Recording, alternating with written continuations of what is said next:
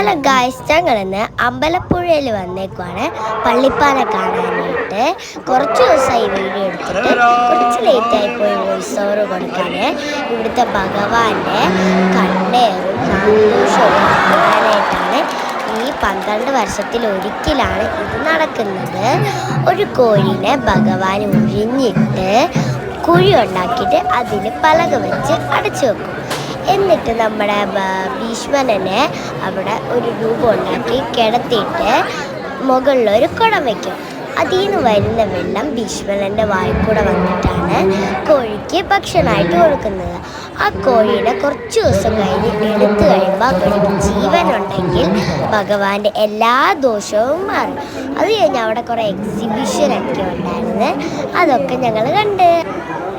എനിക്കിതൊക്കെ അതിശയമായിരുന്നു. ഞാനിതൊന്നും കണ്ടിട്ടില്ലാത്തതുകൊണ്ട് എനിക്കിത് ഭയങ്കര ഭാഗ്യമായിരുന്നു ഇത് കാണാനായിട്ട്.